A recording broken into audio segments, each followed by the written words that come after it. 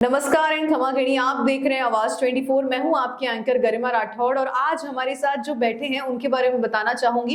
ये पिछले काफी समय से राजनीति में जुड़े हुए हैं और साथ ही ये खुद भी पार्षद रह चुके हैं और इस वक्त इनकी धर्मपत्नी जो है पार्षद के पद पर है। तो चलिए मेरे साथ मिलकर स्वागत कीजिए गौरव जैन जी का। सर, चैनल की ओर से आपका ढेर सारा स्वागत। थैंक यू, आपने मुझे बुलाया यहाँ बात करने के लिए। तो आप जो पूछेंगे मैं आपको बताऊंगा ईमानदारी से। वैसे मैं इस इंटरव्यू को शुरू करने से पहले आप सभी को बताना चाहती हूँ कि गौरव जी के बारे में कहा जाता है कि ये सटीक जवाब देने की अपनी एक जो खास कला है, इसके लिए काफी फेमस है और इनके जो वन लाइनर्स हैं उसके चर्चे तो आपने सुने ही होंगे और जिन्होंने नहीं सुने हैं मैं चाहूंगी आप इंटरव्यू पूरा देखें। तो सर देखिए, लेफ्ट राइट दाएं बाएं जहां भी नजर घूमे इस वक्त जो है चुनाव की लहर चल रही है और अब तो तारीख भी तय हो गई है चुनाव आयोग की ओर से। तो आपको क्या लगता है कि इस बार जो विधानसभा के चुनाव होने वाले हैं उसमें क्या पासा पलटने वाला है और लहर जो है वो क्या कह रही है? गरिमा जी, अपने हनुमानगढ़ की बात करेंगे तो आप भी रोज घूमते हैं, तरह तरह के लोगों से मिलते हैं। बिल्कुल। मुझे ये लग रहा है भी अब की बार जो पब्लिक ने जो मन बनाया है ना, वो व्यवस्था और शासन दोनों ही परिवर्तन का मन बना रखा है। तो मुझे ये लग रहा है भी अभी लोग चाह रहे हैं भी कोई नए आदमी को टिकट मिले तो जिससे कि कुछ नया देखने को मिले और शहर में कुछ अलग से वो अपना काम बता पाए, इसलिए मुझे लग रहा है भी नए आदमी को टिकट मिलनी चाहिए। तो सर अगर हम बात करें तो हमें ये भी जो है सुनाई दिया है कि जो चेयरमैन साहब है इस वक्त उनसे आपके काफी निजी संबंध है, काफी घनिष्ठ संबंध है आपके। और दूसरी तरफ अगर हम नजर उठाएं तो इस वक्त कांग्रेस के जो विधायक हैं चौधरी विनोद कुमार जी, तो ये तो तय है कि आपकी जो धर्मपत्नी है वो इस वक्त पार्षद है, तो कहीं ना कहीं उनका सपोर्ट तो मिला है। तो अगर ये दोनों हैं जो कांग्रेस की टिकट मांग रहे हैं तो आप व्यक्तिगत रूप से किसको सपोर्ट करेंगे? ये तो बड़ा मजेदार सवाल है, इसका जवाब मैं आपको दूंगा।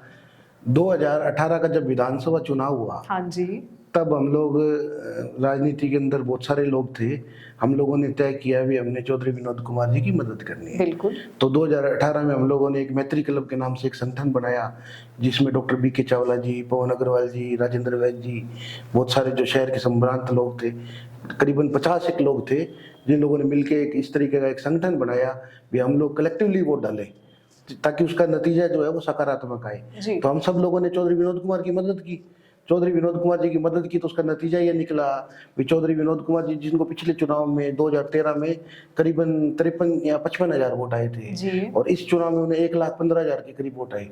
तो आप ये मानिए हम सभी लोगों का जो एक कलेक्टिव जो हमारा प्रयास था उसकी वजह से चौधरी विनोद कुमार जी राजस्थान की विधानसभा में पहुंचे। अब आगे की बात ये रही भी आपने कहा भी आप चेयरमैन साहब के भी नजदीकी हैं, चौधरी विनोद कुमार जी के भी नजदीकी हैं। तो चौधरी विनोद कुमार जी ने 2019 के नगर परिषद चुनाव में मेरा जो वार्ड था वो लेडीज के लिए रिजर्व हो गया जी। तो आप मानिए भी हमारा जो क्लब था, जो हम लोगों ने एक ग्रुप बनाया था, उस ग्रुप के साथ जो अंडरस्टैंडिंग थी उसी कोटे में मुझे टिकट दी गई जी चौधरी विनोद कुमार जी द्वारा। और चौधरी विनोद कुमार जी ने मुझे टिकट दी और टिकट दी तो मैं जिस इलाके से जीत के आता हूँ उस इलाके को लोग गांधीनगर के नाम से जानते हैं जी। और वो बीजेपी का एक तरीके से बैकबोन है, गढ़ है बीजेपी का। और पिछले 40 साल में बीजेपी के सिंबल पे अगर कोई आदमी वहां से जीता है तो पहली बार मेरी धर्मपत्नी जीती है। और वहां से बीजेपी 2 बार अगर हारी है तो दोनों बार, एक बार मैंने निर्दलीय के तौर पे और इस बार कांग्रेस के प्रत्याशी के तौर पे मेरी धर्मपत्नी ने हराया।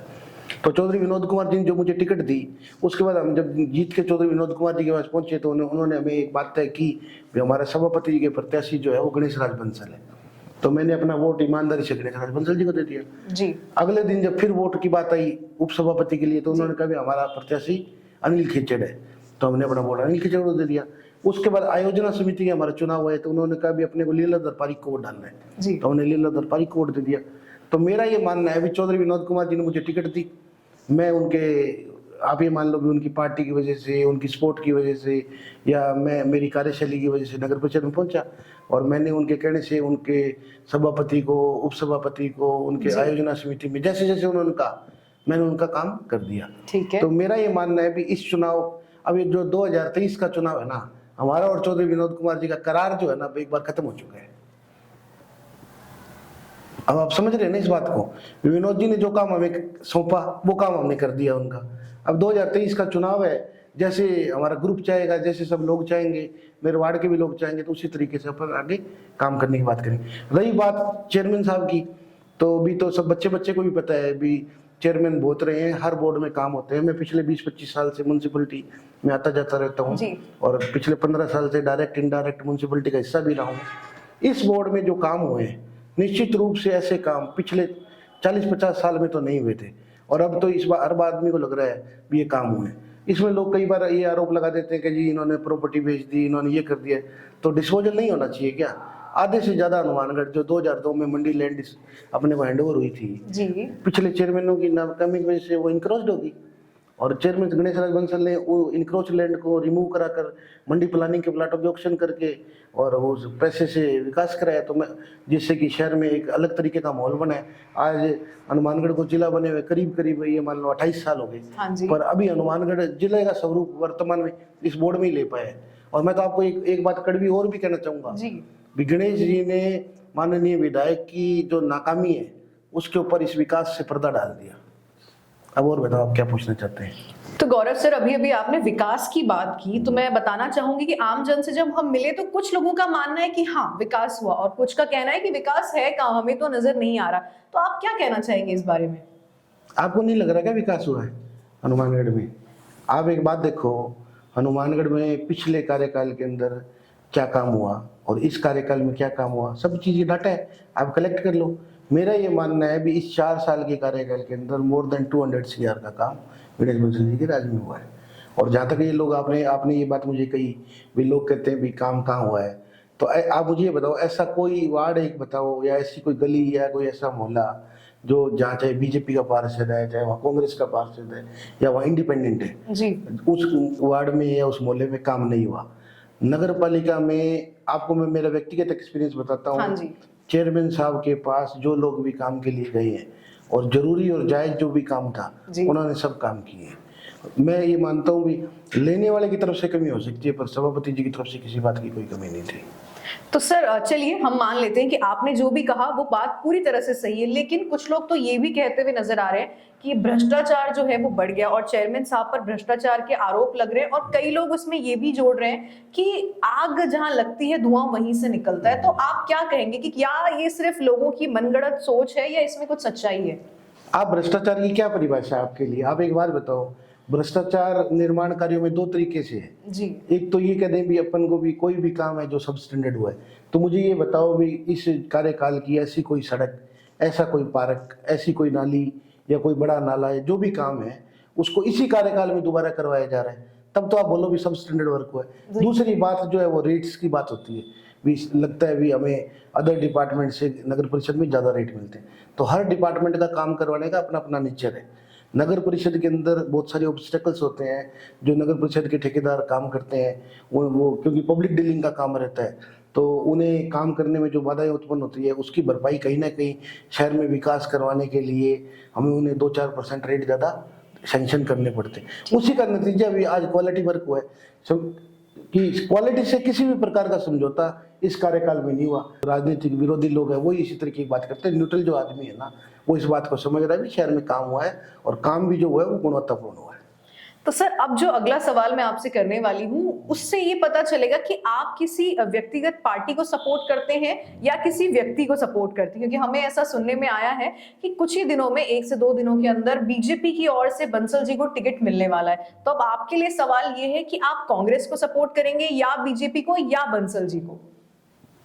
मुझे तो इस बात का पता नहीं है भी बंसल जी को टिकट मिलने वाला है या नहीं मिलने वाला है, पर मैं आपको एक बात जरूर बता देता हूँ। हाँ जी। भी मैं पिछले 20 साल से राजनीति करता हूँ और मेरे बहुत सारे साथी जो है वो विभिन्न पार्टियों में विभिन्न पदों पे ग्रामीण क्षेत्र में, शहरी क्षेत्र में अपने अपने राजनीतिक क्षेत्र के अंदर काम करते हैं।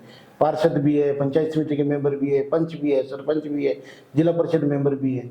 अभी वो सब लोग जो रिशफल करना चाहते हैं वो दोनों ही पार्टियों की टिकट का वेट कर रहे हैं भी दोनों ही पार्टियां टिकट किन कैंडिडेट्स को देगी।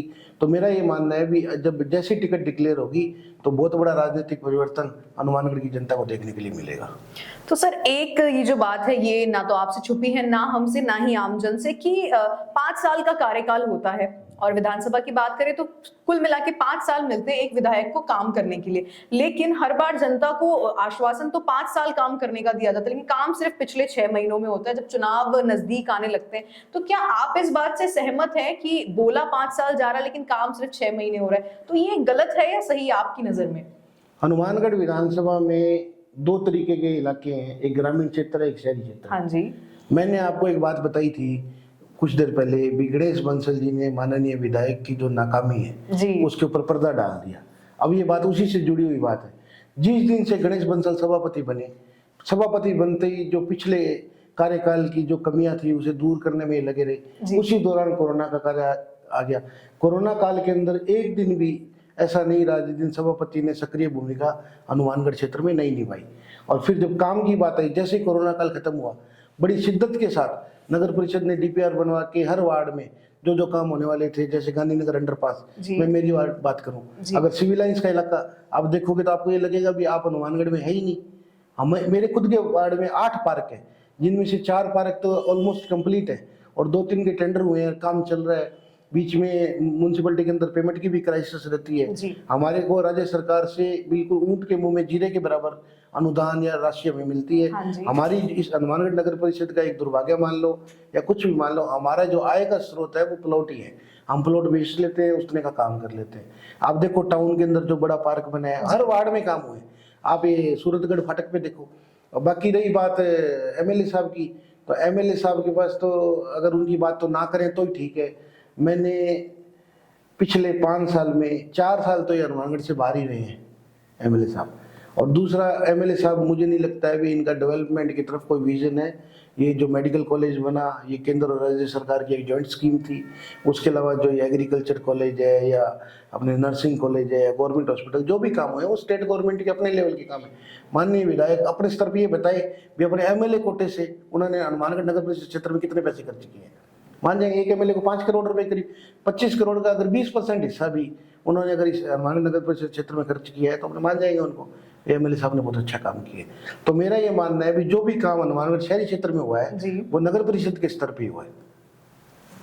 तो सर अगला सवाल होंगी वो ये है कि आप इस वक्त जो है कांग्रेस से पार्षद है और ऐसा कहा जाता है कि केंद्रीय मंत्री अर्जुन राम मेघवाल जी से आपके काफी अच्छे संबंध है, जो कि बीजेपी से है। 2 अलग पार्टियां, 2 अलग सोच और इतना गहरा रिश्ता, इतना खास जुड़ाव है आपका, ये कैसे समन्वय बिठाते हैं आप? आपने पता नहीं की क्या पूरी बात भी? अर्जुन राम जी के साथ मेरे कोई राजनीतिक ताल्लुकात तो है नहीं, वो तो मेरे अभिभावक हैं। मैं 2003 से उनके साथ हूँ। ठीक है। और 2009 में वो पहली बार मेंबर पार्लियामेंट बनते हैं। ठीक है। और तब से लेके 2023 तक मेरे लगातार उनके साथ वैसे ही ताल्लुकात हैं जो मेरे डे फर्स्ट से थे। तो बाकी रही बात जो आप बोल रहे हैं भी मैं कांग्रेस का पार्षद होके बीजेपी के लोगों के साथ मेरे ताल्लुकात कैसे हैं, तो मैंने आपको पहले इंटरव्यू की शुरुआत में बताया था भी हम लोग एक व्यक्ति विशेष के खिलाफ हम लोगों ने ग्रुप बनाया और हम लोगों ने विनोद चौधरी की मदद की, चौधरी साहब की। तो हम लोग तो एक्सीडेंटल कांग्रेस है मैम, विचारधारा से कांग्रेस ही नहीं है। और आपने मुझे आज तक कांग्रेस की किसी मीटिंग में नहीं देखा होगा। ठीक है, हमारी कमिटमेंट थी, उस कमिटमेंट को मैंने आपको पहले भी बताया भी पूरी होने जा रही है। तो मेरा ये मानना है भी भारतीय जनता पार्टी जो है वो राष्ट्रवाद की प्रखर प्रहरी है। तो मैं मेरे शुरुआती दिनों से ही मेरी जो विचारधारा है वो भारतीय जनता पार्टी में रही थी। और मेरा ये जो अगला चुनाव है इसमें भी मेरा करीब करीब यही मानना है भी हम लोग भारतीय जनता पार्टी की मदद करेंगे। तो गौरव जी, पहली बात तो मैं फिर से सराहना करनी चाहूंगी आपकी, ये जो एक खुली सोच है और स्ट्रेट फॉरवर्ड जिसे कहते हैं, सीधा अपना जवाब देना, इस बात का ये जो गुण है आपके अंदर। तो मैं आपसे ये जानना चाहूंगी कि आपकी बातों से साफ जाहिर होता है कि आप इस वक्त जो हमारे विधायक हैं चौधरी विनोद कुमार जी, उनके काम से कुछ खास खुश नहीं है। तो आपके हिसाब से उनकी जो कार्यशैली है वो किस तरह की है? चौधरी विनोद कुमार जी को 2018 के चुनाव में हम लोगों ने बड़ा गज बज के बड़े चाव से उनके लिए वोट मांगे भी और उन्हें वोट डाले भी। और जो नाराज लोग थे भारतीय जनता पार्टी से या अन्य किसी भी दल से और इवन कांग्रेस से भी जो नाराज लोग थे उन्हें हम मना के इनके साथ लगाया, हमने जोड़ा जी। परंतु मैं जब नजदीक से चौधरी विनोद कुमार की कार्यशैली के बारे में मैंने देखा ना, तो मुझे लगा भी इनकी जो सोच है ना वो सामंती सोच है, फ्यूडल्स के जैसे ये सोचते हैं। इनको ये लग रहा है भी जो लोग है ना ये डेवलपमेंट के नाम पे या काम के नाम पे या अपने किसी और बात के नाम पे वोट नहीं डालते। तो इनके पास एक रटी रटाई बात है जो हनुमानगढ़ का हर आदमी जो राजनीति करता है वो जानता है इस बात को। भी ये लोग कहते हैं भी लोग जो वोट है ना वो तो रड़क को डालते हैं, अगर काम कोई वोट डालते। मैंने इनके खुद के मुंह से इस बात को सुना है भी लोग इनको ये लोगों को बोलते हैं भी अगर काम कोई वोट लोग डालते तो हमारे से पहले वाले क्यों हारते। तो इनकी ये जो सोच है ना, तो मुझे लग रहा है भी इस सोच का जवाब जनता को इस बार बड़ी मजबूती के साथ देना चाहिए। और इस सामंती सोच के आदमियों का राजनीति में मुझे नहीं लगता है भी कोई स्थान होना चाहिए। ये बार बार एक ही बात करते हैं भी लोग वोट जो है रड़क को डालते हैं, काम को कोई वोट नहीं डालता, डेवलपमेंट को, विकास को कोई वोट नहीं डाल रहा। अब आप देखो सभापति जी द्वारा जो हनुमानगढ़ क्षेत्र में काम करवाए गए हाँ हैं, जी। अब जब से गणेश राज बंसल प्रत्यक्ष रूप से चुनावी मैदान में अपनी ताल ठोकी है, तो इन्होंने म्यूनसिपलिटी को डिस्टर्ब करने की कोशिश की। पिछले 4 महीने से कोई भी परमानेंट कमिश्नर म्यूनसिपलिटी में नहीं है।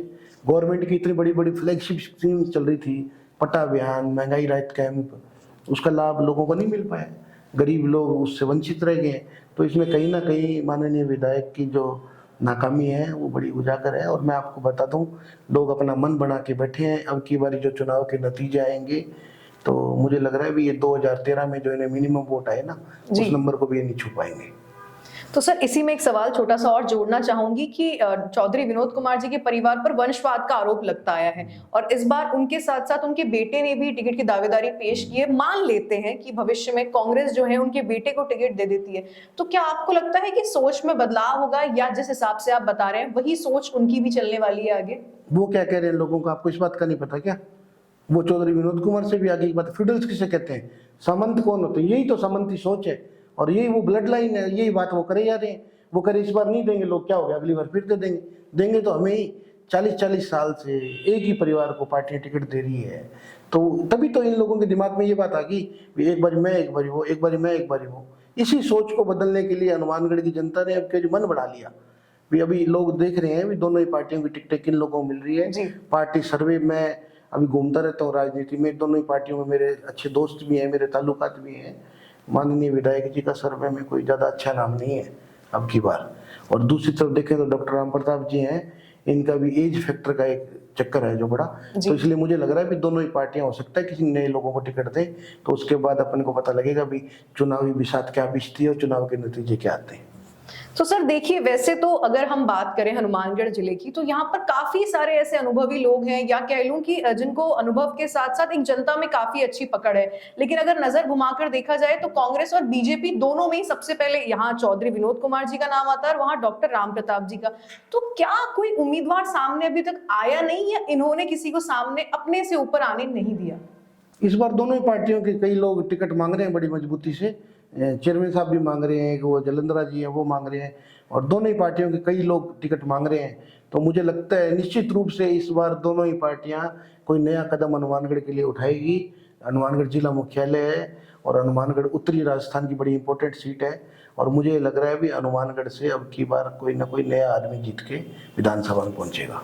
गौरव जी, अनुमान लगाते, मान लीजिए हमारी था कि भविष्य में इस साइड से कांग्रेस से और उस साइड से बीजेपी से डॉक्टर राम प्रताप जी को और चौधरी विनोद कुमार जी को टिकट नहीं मिला किसी कारणवश और कोई और अनुभवी उम्मीदवार सामने आता है जो जनता से अपनी जो सोच है वो काफी मेल कर पाए और वो जीत जाता है, पार्टी को जिता देता है, तो क्या आपको नहीं लगता ये दोनों जो दिग्गज नेता माने जाते हैं दोनों पार्टियों के, इनको मुंह की खानी पड़ेगी? निश्चित रूप से खानी पड़ेगी। और ये देखो भी मैं तो ये युवा राजनीति से आता हूँ और मेरे घर में तो कोई, मैं परिवारवाद की राजनीति का आदमी नहीं हूँ, मैं पहला आदमी हूँ मेरे घर में जो राजनीति कर रहा हूँ। और मैं जब मैं चुनाव में जाता हूँ और ठीक है, मुझे लोग बड़े चाव के साथ वोट भी डालते हैं, हार या जीत ये नतीजे अलग हैं। मैं चुनाव जीता भी हूँ, मैं चुनाव हारा भी हूँ, पर मैं जब चुनाव में जाता हूं तो लोग इस बात को पसंद करते हैं भी कोई नया आदमी चुनाव में अपनी भागीदारी कर रहा है और बड़े चाव के साथ लोग वोट डालते हैं। इस बार भी दोनों पार्टियों में से जो लोग नए लोगों को टिकट देंगे तो बड़े चाव से उन्हें वोट डालेंगे। ठीक है, पीछे वाले आदमी क्या सोचते हैं इस बात से क्या फर्क पड़ता है। अभी कांग्रेस की लिस्ट जारी नहीं हुई, भारतीय जनता पार्टी की लिस्ट जारी हुई है, इसमें आप देखो 41 में से 29 नए लोगों को टिकट दी है। तो मन इससे पता तो लगेगा अभी दोनों ही पार्टियों का क्या मन है। कांग्रेस भी अपने स्तर पे बार बार सर्वे करा रही है, उनको लग रहा है भी ये चुनाव में हम लोग रिपीट कर सकते हैं, तो उसी तरीके से वो अपना चुनाव लड़ना चाहते हैं। और भारतीय जनता पार्टी भी बड़ी मजबूती से अपना चुनाव लड़ रही है। तो ये तो देखिए सर, ये तो चर्चा हो गई कि कौन जीतेगा, किसको टिकट मिलेगी और कौन किस तरह से काम कर रहा है। अब आते हैं हम आम जन की सोच पे। हम सभी जानते हैं कि हनुमानगढ़ जिला जो है नशे की चपेट में कुछ इस तरह से है जिससे निकलना कोई छोटी बात नहीं है। तो आप इसके पीछे किसकी नाकामी मानते हैं, जो नशा कर रहा है उसकी या सरकार की? सरकार की नाकामी है, नशा बेचने वाले, क्योंकि ये जो इस राज्य के अंदर जो लूट की खुली छूट इन माननीय विधायकों को जो सरकार ने दे दी, तो इन्होंने सारे भ्रष्ट अधिकारी बिठा दिए। आप एक बात बताओ, जब पुलिस स्ट्रिक्ट हो, पुलिस का मुखिया स्ट्रिक्ट हो, तो बिल्कुल। किसी की हिम्मत है क्या नशा बेच दे हनुमानगढ़ में या किसी भी इलाके में? बिल्कुल। तो अभी जो बुरा हाल पंजाब का था और उतना हाल अभी हमारा नहीं है। और तो इस ये भी एक बहुत बड़ा मुद्दा, एक तो मेरा मानना है वुमेन एम्पावरमेंट, महिला सशक्तिकरण, और दूसरा नशा, और तीसरा ये सामंती जो है लोग, इनसे पीछा छुड़ाने के लिए। ये 3 बड़े मुद्दे हैं जो इस चुनाव में लोगों ने इन चीज़ों के ये को ध्यान में रख के वोट डालने का अपना मन बना रखा है। तो मेरा यही मानना है भी हनुमानगढ़ में निश्चित रूप से नया समीकरण हमें देखने को मिलेगा। हनुमानगढ़ में नए चेहरे राजनीति में आगे आएंगे। सर देखिए, चुनाव जब भी आने वाले होते हैं तो स्थिति जो होती है कुछ इस तरह से होती है कि जनता और साहूकार, जनता को जो है उस टाइम पे साहूकार बना दिया जाता है और जो वोट मांगने के लिए आते हैं वो खुद को कार्यकर्ता कहते हैं। जैसे ही इलेक्शन खत्म हुआ, उन्हें वोट मिल गए, उसके बाद वो कार्यकर्ता नेता बन जाते हैं और वही जनता बार बार उनके दरवाजे पर अपनी मांग लेकर पहुंचती है। तो ये कैसे, मतलब रंग से फकीर वाला ये जो किस्सा होता है, आपको नहीं लगता कि इसको खत्म करने की जरूरत है? और अगर लगता है हाँ खत्म करने की जरूरत है, तो कैसे खत्म होगा ये? जनता बहुत अवेयर होगी अपने काम के लिए, ऐसा नहीं है, तभी तो ये नतीजे भी लोग बदल देते हैं। हर बार जो काम नहीं करता बदल देते हैं उसको। और आप ये देखो, जिन जिन लोगों ने यहाँ काम नहीं किया, नगर परिषद के चुनाव के नतीजे देखो, बड़ी मुश्किल से 4-5 लोग ही ऐसे हैं जो 2, 3, 4 बार चुनाव जीते हैं। हर बार 40 से 50 लोग चुनाव लड़ते हैं। इसी तरीके से ग्रामीण क्षेत्र में लोग चुनाव लड़ते हैं। बड़ी मुश्किल से 2-4 लोग ही हैं जो पिछले 20-25 साल से राजनीति कर रहे हैं। जो लोग काम नहीं करेंगे, मैं निश्चित रूप से आपको बताना चाहता हूँ कि जनता उसे आउट कर देगी। काट की हांडी जो है वो एक बार ही चढ़ती है, दोबारा नहीं चढ़ेगी। ये पार्टियों की वोट है, अभी पार्टी इन दोनों ही लोगों पे दाव खेल रही है। अब जब नए पे खेलेगी तो लोग बता देंगे भी चुनाव के परिणाम क्या होते हैं। सर आपने अभी कहा कि काट की हांडी एक ही बार चढ़ती है, ठीक है। जब चुनाव शुरू होते हैं, मान लीजिए कोई व्यक्ति है जो जीत गया, उसका जितना भी, आजकल हम सभी जानते हैं, जितना भी पैसा खर्च हुआ हर तरफ, होर्डिंग, बैनर्स, इसमें पैसा तो खर्च होता है। आज के समय में चुनाव लड़ना कोई हवाबाजी नहीं है, पैसा तो आपकी जेब से खर्च होगा। और कहीं ना कहीं चुनावी जो खर्चा है वो भी बढ़ गया है। जितना खर्चा वो करता है, मान लीजिए 1 रुपए खर्च हुए हैं, इन 5 सालों में वो आराम से अच्छा खासा धन कमा लेते हैं। तो क्या आपको नहीं लगता कि ये जो एक मानसिकता है जो चलती हुई आ रही है, इसको रुकना बहुत जरूरी है? ज्यादा दूर का तो नहीं पता मुझे, पर यहाँ कामेड़ सोपत सिंह सरी के लोग भी 5 बार एमएलए, मेंबर पार्लियामेंट, जिला प्रमुख उनके परिवार से रहे हैं। डॉक्टर राम प्रताप जी भी रहे हैं, चौधरी विनोद कुमार भी अपने पिछले कार्यकाल में, और इनके पिताजी चौधरी आत्माराम जी, ये सब लोग रहे हैं। इनके ऊपर ईमानदारी की बड़ी एक मिसाल थी। पर अब की बार इस कार्यकाल में थोड़ी भ्रष्टाचार की बातें सुनने को मिली है और इसी का नतीजा इस चुनाव में इन्हें भुगतना पड़ेगा। तो सर हम सभी ये जानते हैं कि चुनाव आयोग की ओर से 25 नवंबर जो है चुनाव की तारीख तय हो गई है और आपके जो सीधे जवाब इस वक्त हमें मिले उनसे हम काफी प्रभावित है। तो मैं चाहूंगी जो जनता इस वक्त आपको देख रही है आवाज 24 के इस प्लेटफॉर्म पे, आप उन्हें जो भी संदेश देना चाहते हैं, अपनी मन की कोई बात कहना चाहते हैं, तो प्लीज आप कह सकते हैं। मैं तो सभी से यही निवेदन करूंगा भी इस विधानसभा चुनाव में जो भी लोग, खासतौर पर फर्स्ट टाइम जो वोटर है, उसे मैं कहूँगा बिना किसी इन्फ्लुएंस के और अपना बड़ा ठोक बजा के हर तरीके से हर पहलू का उसका मूल्यांकन करके एक अच्छे उम्मीदवार को वोट दें, ताकि हनुमानगढ़ में एक अच्छी राजनीति, सुचिता का जो हमारे यहाँ एक मिसाल कायम हो और हमारा एक अच्छा जनप्रतिनिधि चुन के राजस्थान की विधानसभा में हमारा नेतृत्व करें। सर इसी के साथ आवाज 24 की ओर से आपका धन्यवाद करना चाहूंगी कि आप यहाँ आए, अपना कीमती समय दिया।